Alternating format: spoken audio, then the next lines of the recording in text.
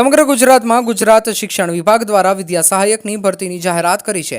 ત્યારથી સમગ્ર ગુજરાતમાં જે વિદ્યાર્થીઓ ટેટ 1 અને 2માં પાસ થયા હોય તેવા વિદ્યાર્થીઓ આજે ગુજરાતના સમગ્ર જિલ્લામાં આવેલા છે। ત્યાં શિક્ષણ કચેરીઓમાં પોતાના ફોર્મ તથા માર્કશીટ વેરીફાઈ કરાવવા માટે મોટી લાંબી કતારોમાં લાઇનમાં ઊભા છે।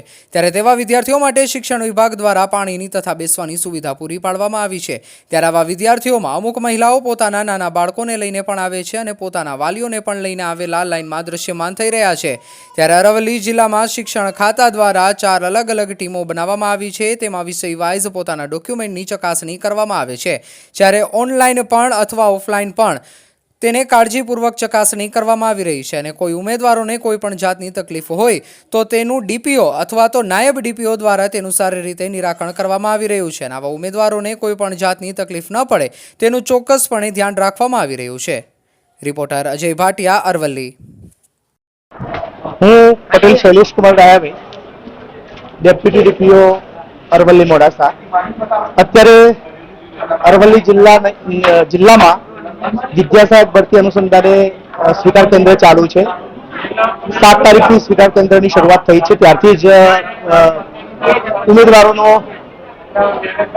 માહોલ ખૂબ જામેલો છે। ખૂબ ઉત્સાહમાં ઉમેદવારો પોતાના ફોર્મ સબમિટ કરાવી રહ્યા છે। અહીંયા 4 પ્રકારની ટીમ રાખેલી છે। દરેક વિષય વાઇઝ અલગ અલગ ટીમ બનાવેલી છે અને ટીમ મારફતે સરસ રીતે ડોક્યુમેન્ટ વેરિફિકેશન કરવામાં આવે છે।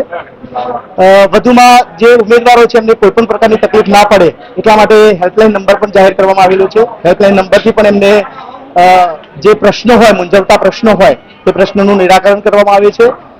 એવરેજ દિવસના 300 થી 400 જેટલા ફોર્મ સબમિટ કરવામાં આવે છે। ઓફલાઈન અને ઓનલાઈન બંને પ્રકારનું વેરિફિકેશન કરવામાં આવે છે અને કોઈપણ ઉમેદવારની કોઈપણ પ્રકારની સમસ્યા હોય તો મારા ટીમના મેમ્બર દ્વારા જરૂરિયાત જણાય તો તેઓ અમારો સંપર્ક કરીને પણ સારી રીતે વેરિફિકેશન કરાવી શકે છે।